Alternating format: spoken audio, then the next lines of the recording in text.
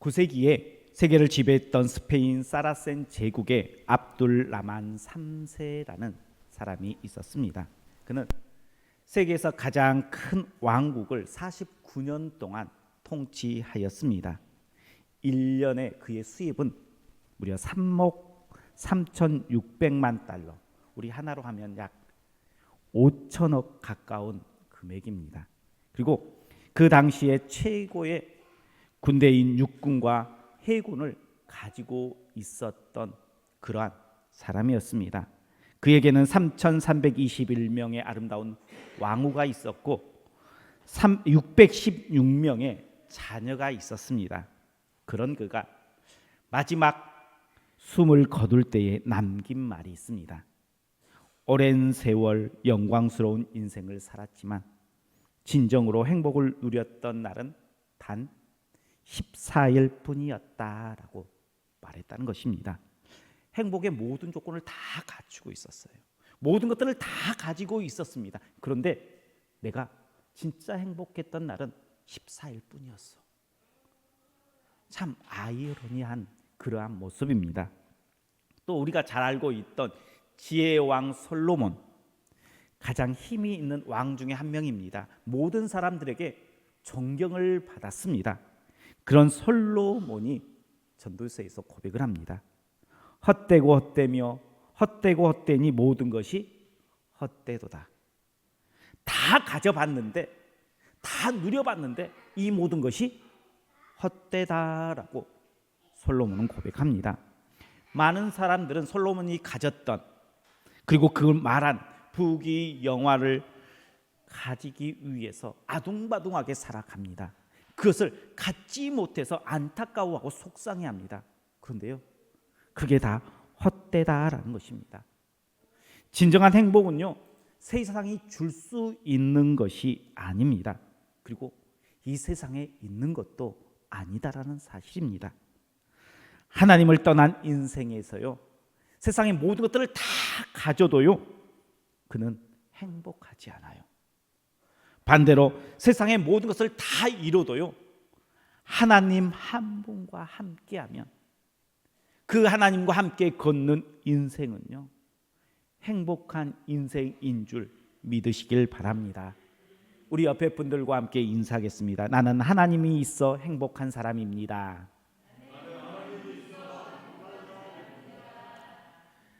내가 무엇 때문에 행복한지를 우리가 알아야 돼요. 나에게 무엇이 있어야 행복한지를 우리는 알아야 합니다. 우리 성도님들이 살아가는 데에 행복하다 느끼기 위해서 최소한의 것이 있어야 된다면 무엇이 있어야 할까요? 최소한 이것 정도는 갖춰져야 돼라고 생각하는 것이 있으면, 몇 편히 쉴 수 있는 집이 있어야 되고, 삼시세끼 걱정하지 않고 먹을 수 있는 그런 물질도 있어야 할 것입니다. 또한 사랑하는 사람도 있어야 되고, 나를 또 사랑해 주는 사람도 있어야 할 것입니다. 또 뭐가 필요할까요? 또 내가 열심히 일할 수 있는 직장이 있고 일터가 있는, 그럼에도 불구하고 또 삶의 여유, 여가를 즐길 수 있는 그러한 시간들이 있어야 할 것입니다. 이것을 최소한 우리가 행복할 수 있는 조건의 모습 이외에도 여러 가지 것들이 있을 것입니다. 그런데 우리가 가만히 살펴보면요, 이 최소한의 것은요, 우리가 가진 것들이 참 많아요. 집 있죠. 또 우리 먹을 양식 있잖아요. 새끼 걱정하지 않잖아요. 가정 있잖아요. 내가 일할 수 있는 일터 있잖아요. 뭐 그게 직장이든 가정이든 내가 일할 수 있는 그 일터가 있습니다. 그러면 이제 행복하십니까? 물론 최소한의 것을 가지고 행복하다라고 말할 수 있지는 않을 거예요.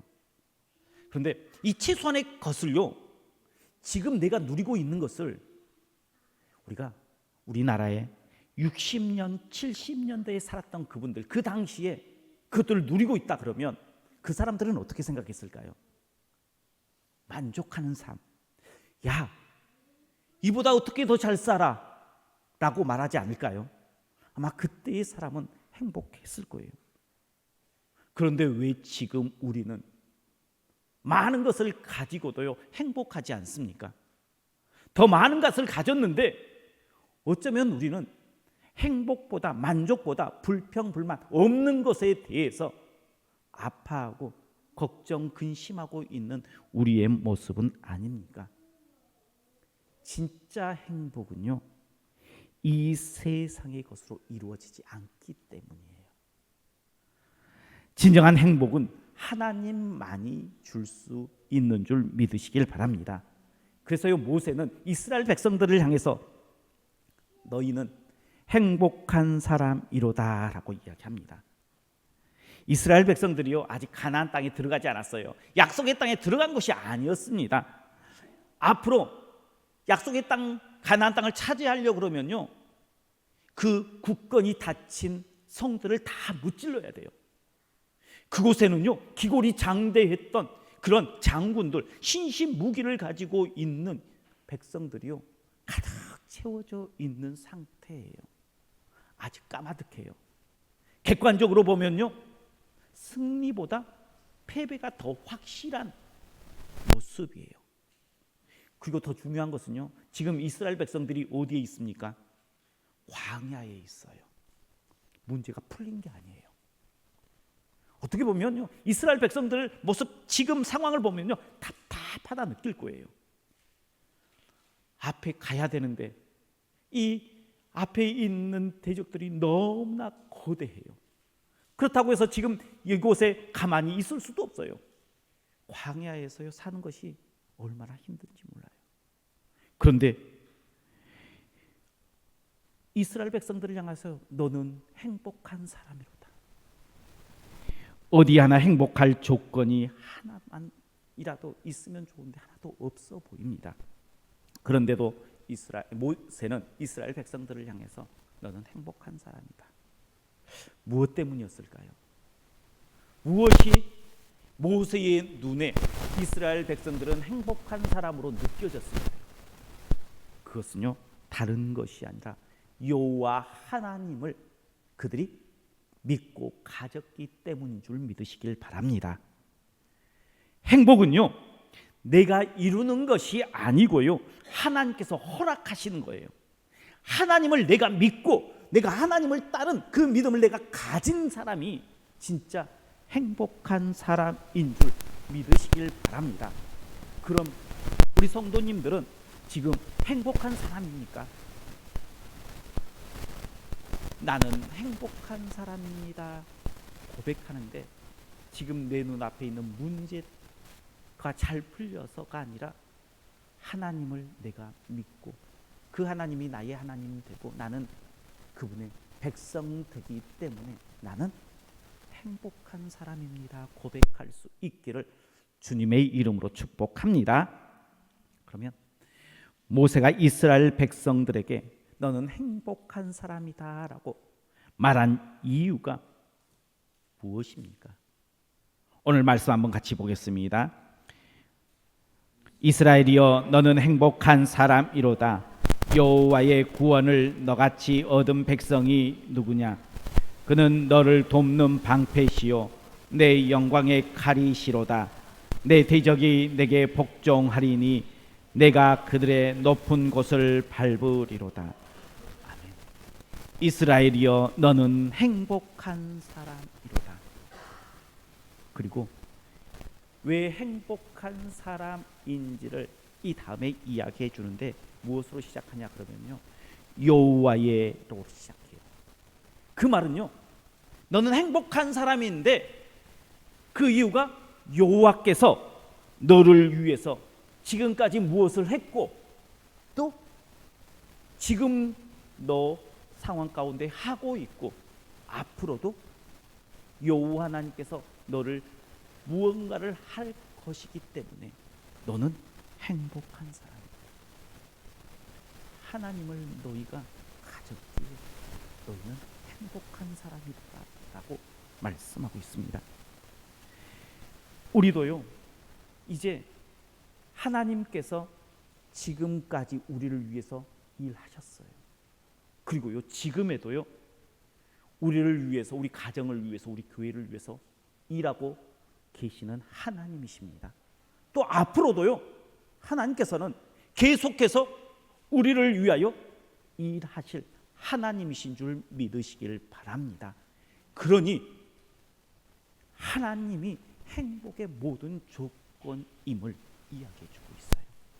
모세는요, 너희는 하나님을 가졌으니 너희는 행복한 사람이다 라고 이야기합니다.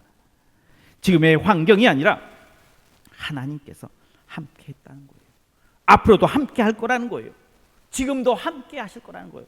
과거와 현재와 미래의 모든 순간에 하나님께서 너와 함께, 너와 그 걸음을 맞추어서 걸어갈 것이니 너는 행복한 사람이라는 거예요. 그러면 그 과거와 현재와 미래에 하나님께서 어떠한 모습으로 우리에게 오시기에 우리가 행복한 사람일까요? 오늘 본문을 통해서 하나님이 어떤 하나님이신지를 나눌 때에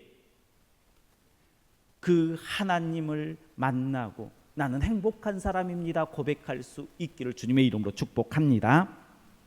먼저 하나님은 하나님의 백성이 행복해야 하는 이유를 하나님의 구원 때문이다라고 말씀합니다. 너는 행복한 사람이로다. 여호와의 구원을 너같이 얻은 백성이 누구냐? 여호와의 구원을 얻은 백성이 너 말고는 없다라고 이야기하고 있는 거예요. 왜 행복합니까? 나는 하나님의 구원으로 하나님의 자녀된 백성이기 때문인 줄 믿으시길 바랍니다. 그럼 하나님께서, 여호와께서 어떠한 우리를 구원하셨을까요? 어떠한 길을 행하셨을까요? 하나님은요, 절대 불가능한 상황 가운데에 길을 만드시는 하나님이에요. 그래서 우리를 구원하세요. 이스라엘 백성들이 앞에 홍해, 뒤에 애굽 군대가 쫓아옵니다. 꼼짝없이 죽었구나. 그럴 상황밖에 안 돼요. 그런데 하나님께서는요, 그 불가능한 상황 가운데에요, 홍해를 길로 여시는 하나님이에요. 그래서 그들을 구원하신 하나님이에요. 우리가 생각했을 때에 길이 없어 막막하다라고 생각했던 그 순간에요, 하나님은 그 불가능한 그 길을 열어서 우리를 구원하시는 하나님.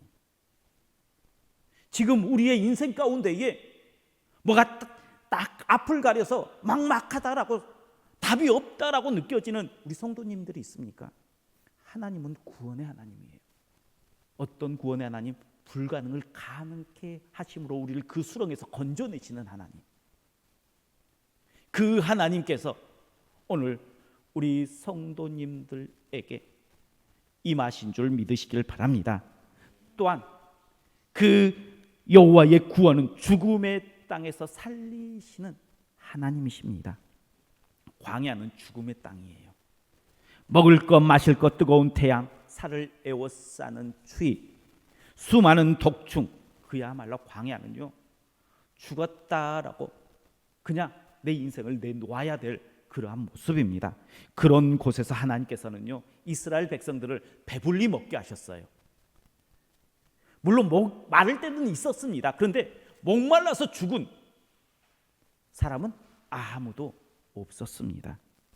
구름 기둥, 불 기둥으로요, 더위와 추위를 막아주시는 하나님이었어요. 하나님의 허락 없이 어떠한 독충도 이스라엘 백성들을 해하지 못하였어요. 분명 죽음의 땅인데 그곳에서 하나님께서는 살리셨습니다. 그리고 약속의 땅 가나안 땅으로 이끌어 살게 하시는 하나님이라는 거예요. 그 하나님께서 하나님의 백성인 이스라엘 백성들에게, 그리고 지금 예배하는 우리들에게 앞으로도 여호와의 구원의 은혜가 너희에게 있다라고 말씀하고 계시는 그 음성을 듣는 우리 성도님들 되시길 축복합니다. 우리 앞에 있는, 우리 앞을 가로막는 홍해가 없다라고 이야기하는 것도 아니에요. 우리의 인생을 살다 보면요, 우리를 막고 있는 홍해를 만나요. 우리 인생의 골리앗을 만나요. 그랬을 때, 우리 스스로 생각했을 때 길이 없다, 답이 없다, 나는 이제 죽겠구나라고 생각하는 그 순간 하나님께서는 길을 내어주시는 하나님이에요. 우리를 뒤쫓는 영적 애국 군대가 없을까요?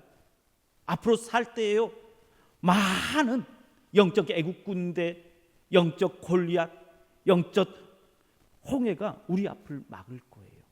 그런데요, 그 모든 순간에요, 하나님께서 우리를 건져 구원해 주시는, 불가능을 가능케 하시고요, 죽음의 땅에서 살 길을 열어주시는 하나님이신 줄 믿으시길 바랍니다. 우리는요, 죄의 값을 치러야 할 죄인입니다. 죽을 수밖에 없는 죄인입니다. 그 때문에요, 구원받을 수 있는 길이 아무것도 보이지 않았어요. 그런데 하나님께서 그 없는 길을요, 예수 그리스도로 길을 내게 하셨습니다. 예수 그리스도로 그 십자가의 길을 걷게 하셨습니다. 그리고 우리를 그 죽음의 자리에서 구원하여 하나님의 자녀, 생명을 얻게 하시는 하나님의 구원이 우리에게 임하였다는 것입니다. 하나님께서는 우리에게 때로는 없는 길을 여십니다. 때로는 죽음의 땅 가운데에서 우리를 건지십니다. 우리에게 문제가 없이 그냥 편안한 삶이 아니라 문제투성인 그 인생의 삶을 살아가고 있는 우리를 구원하시는 여호와 하나님이 계시기에 우리는 행복한 사람입니다. 우리를 절대 죽음의 자리에 두지 않으실 하나님이 내 하나님이기 때문에 나는 행복한 사람입니다 고백하시기를 주님의 이름으로 축복합니다. 두 번째, 우리를 돕는 하나님이 계시기 때문에 우리는 행복한 사람입니다. 그는 너를 돕는 방패시요 내 영광의 가리우다. 나의 상황과 상관없이 내가 도움을 청하면 그 도움 청하는 도움을 요청할 때에 누군가 달려올 수 있는 친구가 있다면, 그러한 사람이 있다면 그 사람은 이 세상에서 인간관계는 성공한 사람이에요. 어쩌면 행복한 사람이다라고 말할 수 있습니다. 그런데 중요한 것은 그 도우러 온 사람이 얼마나 능력이 있는가가 중요한 것 같아요. 물론 돕는 사람이 나보다 힘이 없어도 돕겠다고 나서면 힘이 됩니까? 안 됩니까? 힘이 돼요. 혼자보다는 나아요. 그런데요, 그 사람은 금세 한계를 드러낼 수밖에 없습니다. 그런데 돕겠다고 온 사람이 시장님이고 또 대통령이면 어쩔 것 같아요? 회사의 사장이나 회장이 돕겠다라고 나서면 어떨 것 같아요? 돕는 이가 어떠한 힘을 가지고 있느냐가 참 중요합니다. 그러나 이 세상 사람들은요, 분명히 한계가 있어요. 이에 타산을 가질 수밖에 없어요. 그러나 이스라엘을 돕는 하나님, 그리고 우리를 도우시는 하나님은 그 한계가 없으신 분인 줄 믿으시길 바랍니다.